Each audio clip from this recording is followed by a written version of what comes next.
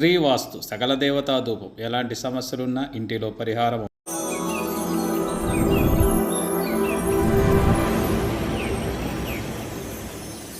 TV ప్రేక్షకులందరికీ నమస్తే అండి. నా పేరు సుభాష్ గౌడ. ఇప్పుడు మనం తిరుమల కొండల అడవుల్లోకి వచ్చినప్పుడు ఇక్కడ పసుపు పువ్వు పూసే నేలతాటి గడ్డి మొక్కలు చాలా అరుదుగా చాలా అద్భుతంగా విచ్చలవిడిగా ఉన్నాయి.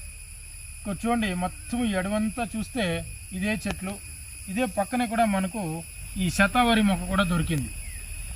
ఈ శతావరి, ఈ నేలతాటి గడ్డల మొక్కలు రెండు ఇక్కడే ఉన్నాయి. బాగా చూసుకోండి. ఈ గడ్డల్ని మీరు గుద్దులు తెచ్చి కానీ గడిపారు తెచ్చి బాగా లోడి తీసుకెళ్ళి ఈ పై ఉండే పొట్టంతా గోకేయాలి. నల్లగా ఇది గడ్డ వస్తుంది పొడుగ్గా, ఒక అర్ధ అడుగు. ఈ గడ్డంతా గోకేసి ఒకసారి లేక 2 సార్లు నాటావు పాలతో ఈ గడ్డలు వేసి బాగా ఉడికించాలి. ఈ విధంగా ఉడికించే గడ్డల్ని ఎండబెట్టుకొని నీట్గా వస్త్రగాళితం చేసిండే పౌడర్ చేసుకోవాలి.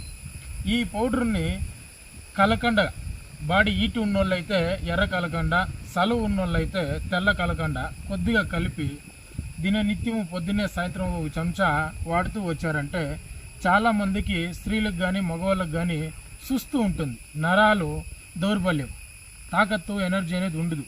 అలాంటి వాళ్ళకి దీన్ని రోజు వాడుకుంటూ రావాలి. చాలా అద్భుతమైన బలం వస్తుంది, తాకత్తు వస్తుంది.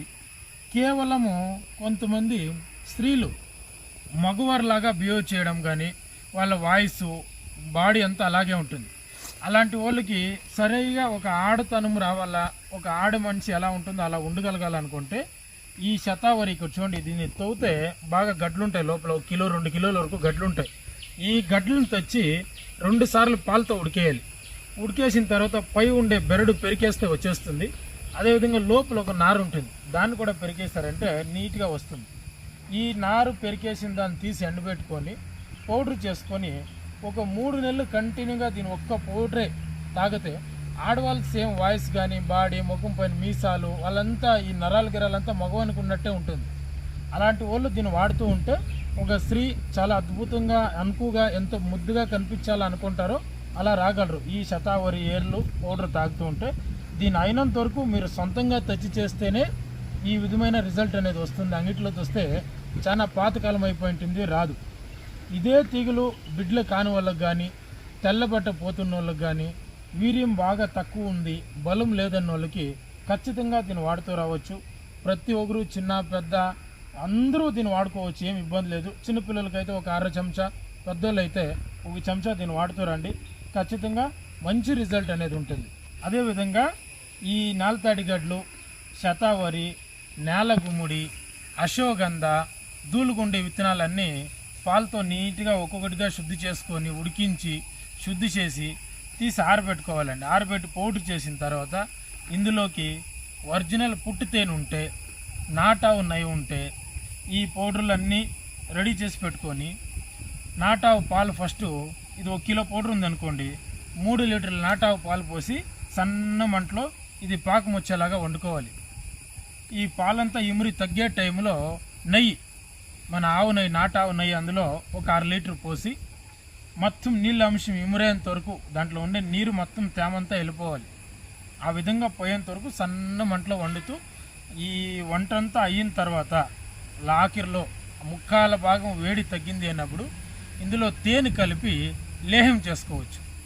ఇలా లేహం చేసుకొని వాడే వాళ్ళకి, కొంతమందికి రాత్రిలో దాతు పోతూ ఉంటుంది, ఆ దాతు పోయే వాళ్ళకి కానీ, మగతనం తక్కువ ఉంటుంది, వీర్య కణాలు తక్కువ ఉండి బిడ్లు కాని వాళ్ళకి కౌంట్ తక్కువ ఉంటుంది, ఈ మగవారి సమస్య ఏదైతే ఉందో వాళ్ళందరికీ కూడా దీన్ని ఇవ్వచ్చు.